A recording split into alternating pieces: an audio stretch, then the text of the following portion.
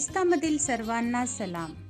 आमच्या तारणाऱ्या जिवंत आणि गौरवी प्रभू येशू ख्रिस्ताच्या नावात विश्ववाणी परिवाराकडून आम्ही मार्गाकरिता प्रकाश कार्यक्रमात आपले सहर्ष स्वागत करीत आहोत.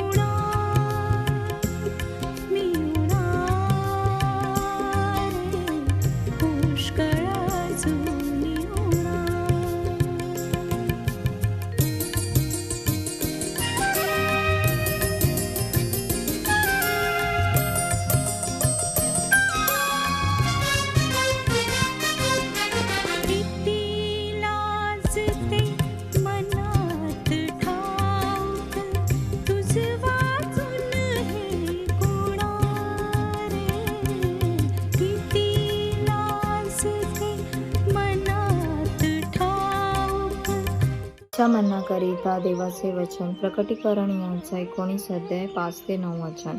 प्रकटीकरण याचा 19 अध्याय 5 ते 9 वचन. इतक्यात राजासनापासून वाणी झाली. ती म्हणाली, अहो आमच्या देवाची भीती बाळगणाऱ्या सर्व लहान थोर दासांनो, त्याचे स्तवन करा. तेव्हा जणू काय मोठ्या समुदायाची वाणी, अनेक जलप्रवाहाचा ध्वनी व प्रचंड मेघ गर्जनांचा ध्वनी मी ऐकला.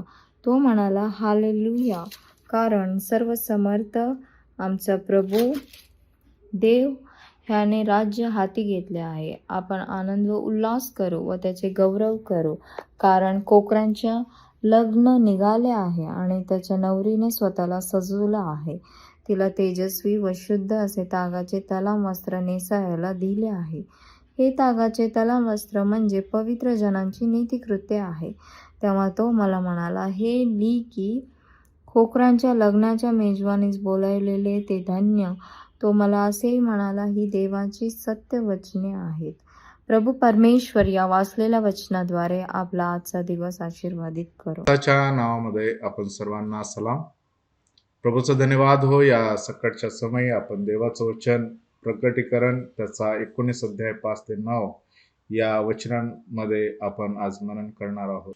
येशू ख्रिस्त हा व त्याची मंडळी हे कोकरा आणि वधू या रूपामध्ये इथं दर्शवण्यात आलेले आहे आणि हा अंतिम आनंदोत्सव, विजयोत्सव इथं दिसत आहे आणि विश्वासूंना मिळणाऱ्या प्रतिफळाचा हा संदेश या ठिकाणी योहान सांगण्याचा प्रयत्न करत आहे.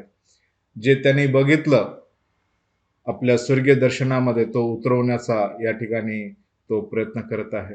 प्रियांनो, पहिली गोष्ट त्या ठिकाणी आम्ही पाहतो 5व्या आणि 6व्या वचनामध्ये की सिंहासनावरून एक वाणी खडाडत्या पाण्यासारख्या मेघगर्जनेसारख्या आवाज करणाऱ्या एक प्रचंड जनसमुदायाची देवाची स्तुती करत तिथं दिसून येते आणि ते घोषित करीत आहे की सर्वशक्तिमान परमेश्वर राज्य करतो त्याचं राज्य युगानुयुग आहे आणि त्याचं राज्य सदैव टिकणारं आहे. ते लक्षवेधी दाखवत आहे.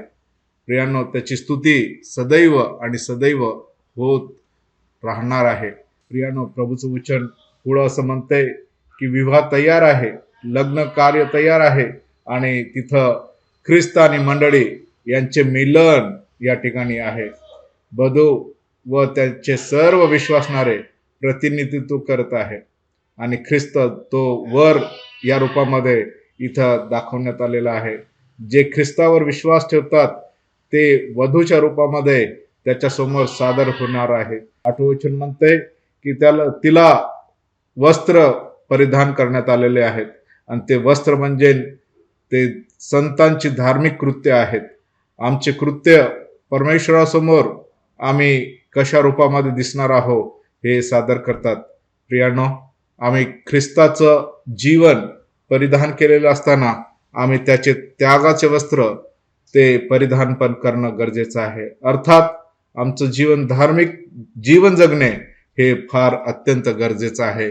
तेव्हाच आम्ही त्या मेजामध्ये त्या विवाह सोहळ्यामध्ये उपस्थित होऊ शकू आणि त्या मेमण्यासोबत त्या कोकऱ्यासोबत आमचा जवळ होईल आणि आमची सहभागिता होईल.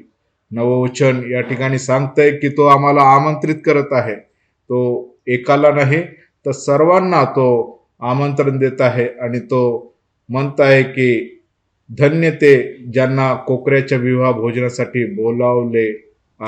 बोलावणे केले आहे. प्रियांनो, आज तो आम्हाला बोलवत आहे. जर आज आम्ही आमचं मन कठोर करून आम्ही आमच्याच जीवनामध्ये गुरफटून राहू तर कदाचित आम्ही त्या मेमण्याच्या लग्नामध्ये त्या कोकऱ्याच्या लग्नामध्ये आम्ही सामील होऊ शकणार नाही. आणि म्हणून प्रभू आज मला आणि तुम्हाला आमंत्रण दिलेलं असताना ते आमंत्रण आम्ही स्वीकारावं. आमचं जीवन, आमचं वस्त्र त्या त्यागाचं आणि शुभ्र वस्त्र परिधान करावं. ते धार्मिकतेचे कृत्य आमच्या जीवनामध्ये अंगामध्ये ठेवावे आणि प्रभूची वाट पाहावी. प्रभू परमेश्वर आम्हा सर्वांना आशीर्वादित करो. प्रार्थना करूया. हे आमच्या स्वर्गातील पित्या, आम्ही तुझे उपकार मानतो. तुझं प्रभू परमेश्वर येणं जवळ आहे आणि ते येण्याचं प्रभूचे या समयी प्रभूजी तू विदित करतोस की वराच्या रूपामध्ये तू येशील, वधूच्या रूपामध्ये आम्हाला तू तयार होण्यासाठी सांगत आहे. देव बाप्पा, आमच्या कमी घटीमध्ये आम्हाला तू प्रभूजी होय बाप्पा नीट कर. आमचे धार्मिकतेचे वस्त्र जे प्रभूजी होय बाप्पा घाण आहे ते शुभ्र कर आणि बाप्पा तू शुद्ध करून आम्हाला त्या शुभ्रतेच्या वस्त्रामध्ये अजून मजबूत होण्यासाठी आणि त्याच्यामध्ये वाढत राहण्यासाठी आम्हाला तू सहाय्य कर. तुझी वाट पाहण्यासाठी आम्हा सर्वांना धीर आणि सहाय्य कर. प्रार्थना आमचा तारणारा ख्रिस्त याच्या गोड आणि पवित्र नामात मागतो म्हणून ऐक. आमेन.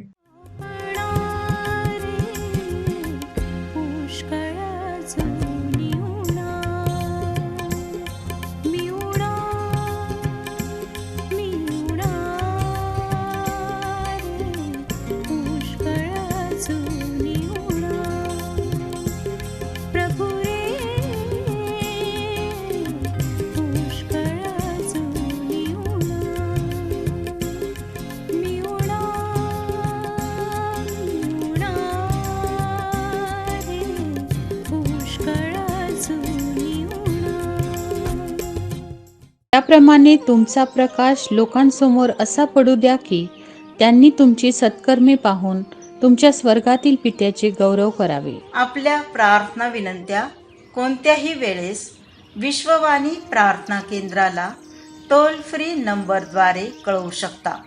आमचा टोल फ्री नंबर 1-800-2700-333.